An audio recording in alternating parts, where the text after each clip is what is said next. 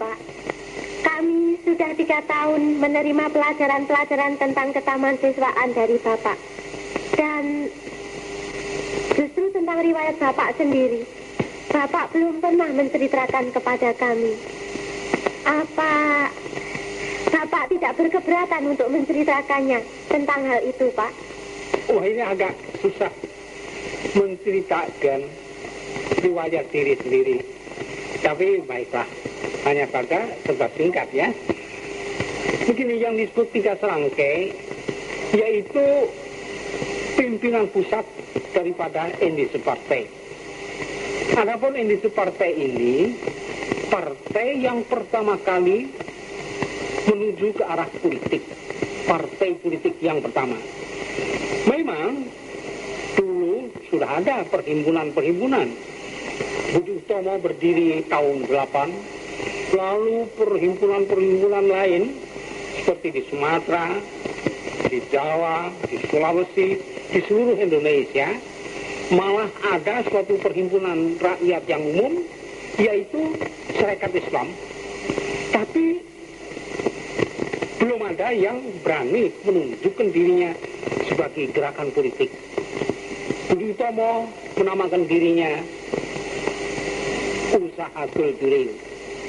Serikat Islam ekonomi. Baru Indische Partei yang menamakan dirinya partai politik menuju ke arah Indonesia merdeka lepas dari Nederland. Inilah yang agak istimewa. Tapi yang berhubungan langsung dengan peristiwa yang untuk pertama kali terjadi ialah pembuangan 3 serangkai, itu mengenai rencana Belanda untuk merayakan kemerdekaan Nederland 100 tahun di dalam bulan November tahun 1913. Dan inilah yang sangat menjengkelkan kita semua. Masa iya di sisi Indonesia ini dirayakan perayaan kemerdekaan bangsa yang menindas kita?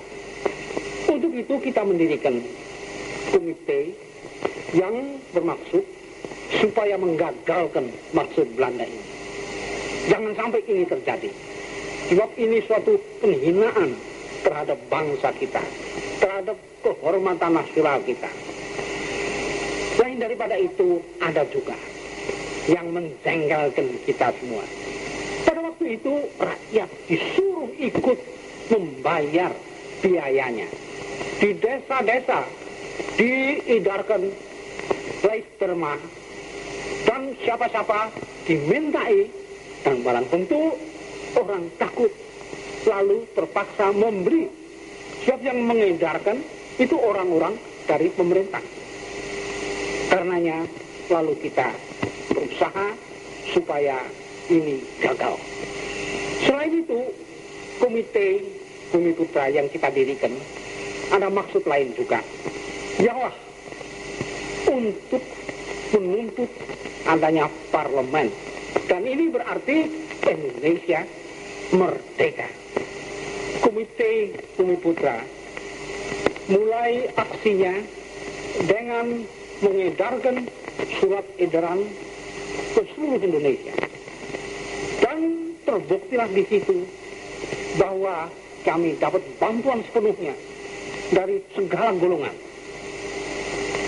Selain daripada itu, kita menerbitkan brosur risalah yang terkenal, yaitu Als ik Nederlander was. Artinya, seandai aku seorang Belanda. Dan dalam brosur itu, saya terangkan, saya nyatakan bahwa maksud Belanda untuk merayakan hari kemerdekaannya di Indonesia, itulah suatu perbuatan yang tidak sopan. Inilah yang bikin marahnya Belanda. Barang tentu juga karena kita di dalam brosur itu menuntut adanya parlemen. Dan ini saja sudah dianggap suatu perbuatan politik yang tidak dapat dibolehkan. Lalu kerasan, yaitu saya ditangkap. Sesudah saya ditangkap karena penerbitan brosur itu, Dr. Cipto menulis karangan Aim for all for it. Artinya, satu buat semua, semua buat satu. Dan dengan caranya sendiri yang unik, Dr. Cipto memaki-maki di situ tentang apa yang diperbuat oleh pemerintah Belanda. Segera Dr. Cipto ditangkap juga. Lalu Dr. Douwe Steger menerbitkan karangan yang bertitel Onshelden, yaitu pahlawan-pahlawan kita. Sebab Douwe Steger memandang kita berdua, Dr. Cipto dan saya, sebagai pahlawan. Dan caranya kita mempertahankan diri itu dianggap kepahlawanan oleh Douwe Steger. Dan dia juga ditangkap. Sehingga dengan begitu, 3 serangkai yang sudah tadinya diintip-intip, ditakut-takuti itu tertangkap ketiga-tiganya. Dan putusan pemerintah sudah dijatuhkan, yaitu saya diinternir ke Bangka, Dr. Cipto ke Banda, sedangkan Dr. Douwe Steger ke Timor Kupang. Tapi agar kita dapat melanjutkan usaha kita, aksi kita, kami minta kepada pemerintah Belanda supaya dapat dengan bebas meninggalkan Indonesia. Karena kita bermaksud akan meneruskan aksi kita di luar negeri. Waktu itu usia Pak Hajar berapa tahun, Pak? Waktu itu saya berumur 24 tahun. Saya dengar waktu Bapak ditangkap tidak cukup oleh 2-3 orang serdadu saja. Apa betul, Pak? Pada waktu itu saya ada di Bandung. Memang pusat dari aksi kita Bandung. Yang menangkap saya itu sebetulnya hanya 30-40 serdadu dengan bayonet terhunus. Tapi di Bandung waktu itu ada banyak serdadu-serdadu sehingga Bandung menjadi kota militer. Ini disebabkan karena pemerintah Belanda mendatangkan tidak kurang dari 1.500 serdadu dari Cimahi. Karena dikiranya di Bandung akan ada apa-apa. Pada waktu itu, Ibu dan Pak Hajar pengantin baru. Untung kita dapat sokongan dari berbagai golongan, umpamanya Buku Tomo, Tarekat Islam, dan Muhammadiyah, dan lain-lainnya. Kita para istri dapat turut ke Nederland. Jadi kalau begitu boleh dikatakan sambil diasingkan, Ibu dan Bapak berhoneymoon ya, Bu? Ya. Berangkat kita ke luar negeri pada tanggal 6 September tahun 13 itu tidak berarti bahwa kita menghentikan aksi kita, sama sekali tidak. Kita sudah pesan kepada sekalian pemimpin dari golongan-golongan yang menyokong kita untuk meneruskan aksi kita. Malah ketika berangkat dari Tanjung Priok pada hari itu, saya memberi sekedar uraian, sekalipun hampir-hampir dilarang oleh polisi, tapi dapat juga di dalam minta diri kami menganjurkan supaya meneruskan pekerjaan kita. Dan terus di dalam kapal kita menulis karangan-karangan. Malah ada yang saya kirimkan kepada harian-harian Indonesia dan harian Express dalam bahasa Belanda, di mana kita terus menganjurkan jangan sampai putus asa. Keberangkatan kita jangan memutuskan asa, tapi sebaliknya harus memberi semangat yang sebesar-besarnya. Dan di Kolombo dapatlah kita. Antaranya isi surat-surat tersebut ialah jika nanti bendera Belanda pada bulan November berkibar dan orang berpesta-pesta melakukan toast dan berpidato untuk keselamatan pembesar-pembesarnya, mengertilah saudara bahwa saudara sendiri tidak mempunyai pembesar-pembesar sendiri yang patut diberi ucapan selamat dan dimuliakan. Dan bersiap-siaplah, perayaan kebangsaan kita sendiri pasti akan datang. Marilah kita berdoa agar supaya saat itu lekas datang. Pada tahun 19 saya kembali dari Nederland. Tapi itu tidak berarti bahwa saya dapat beristirahat. Sebab saya diminta segera datang di Semarang untuk pegang pimpinan partai dan pimpinan dari majalah-majalah kita. Tapi ini ada baiknya. Sebab sebelumnya di koran-koran Belanda diucapkan bahwa saya minta ampun, bahwa saya tidak akan berpolitik lagi, dan bahwa karenanya saya dibolehkan kembali. Itu bohong sama sekali. Tambah-tambah tidak lama lagi saya ditangkap oleh polisi. Karena pada suatu rapat umum saya didakwa menghina Hooggerechtshof, yaitu Mahkamah Agung dari Belanda. Dan istimewanya pada rapat itu yang saya didakwa menghina itu ada satu tokoh besar yang berhadir, yang menyaksikan, yaitu Saudara Semaun. Semula Ki Hajar dijebloskan dalam penjara Semarang untuk kemudian diangkut dengan kereta api ke Pekalongan. Dan Ki Hajar bersedia diangkut jika tangannya tidak diborgol. Akhirnya menanglah Ki Hajar. Tangannya merdeka. Pemerintah Belanda makin lama makin kejam pada waktu itu. Sehingga kita menetapkan untuk melakukan usaha lain yang lebih bermanfaat. Saya sendiri pada tahun 20 pergi ke Jogja dan terus pegang pimpinan Anti-Tar Moskow. Adapun Douwe Stekker ke Bandung untuk mendirikan Kesatrian Institutnya.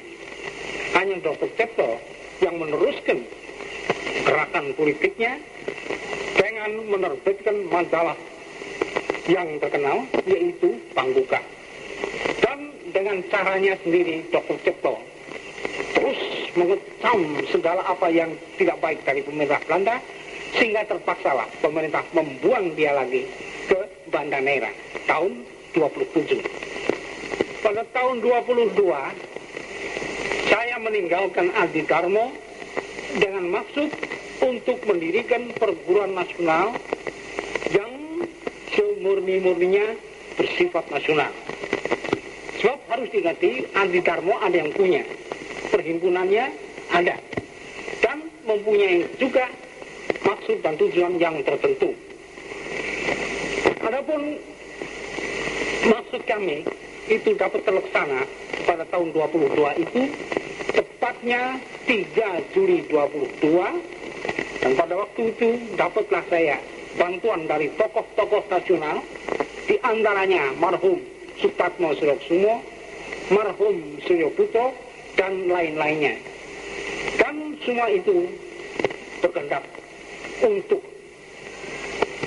melalui pendidikan dan pengajaran terus menentang kolonialisme daripada Belanda.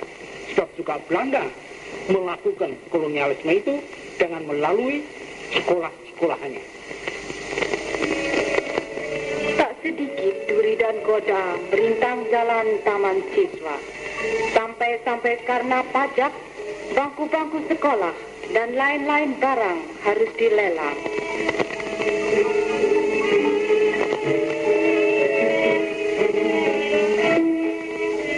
Dan musuh boleh garuk-garuk kepala karena taman siswa tetap berjalan. Satu goda hilang, lain rintang menjelang. Dalam tahun 1932, lahirlah yang disebut ordonansi sekolah liar yang bermaksud membubar hancurkan taman siswa. Kali ini pun Ki Hajar bersikap tegas. Rawe-rawe rantas, malang-malang putung. Dengan bantuan dari badan-badan perjuangan lainnya dan tokoh-tokoh patriotik, ordonansi tersebut akhirnya menemukan kuburnya. Ternyata benih taman siswa mendapat tanah yang subur dan berkembanglah ia luas ke segala pelosok Nusantara. Ketika Jepang datang pada tahun 42.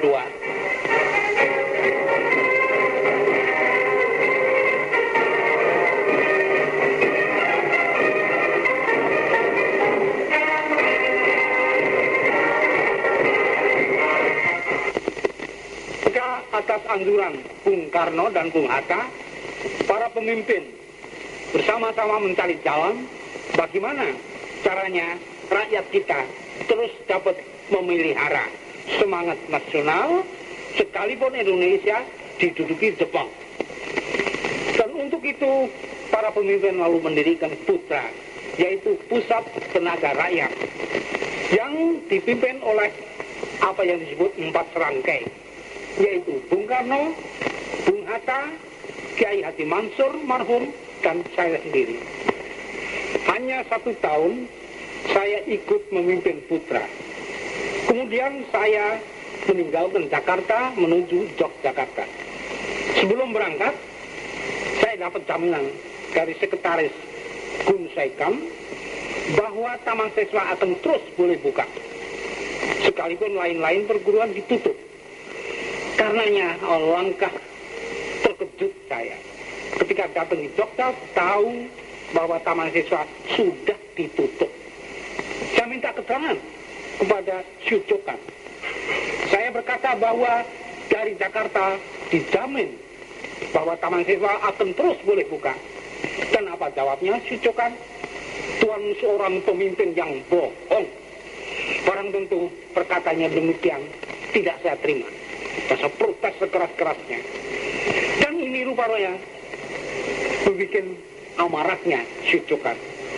Sebab sehari sesudahnya saya dipanggil oleh Kempekai, diperiksa sampai 2 kali. Itulah suatu tanda bahwa ada bahaya bagi saya.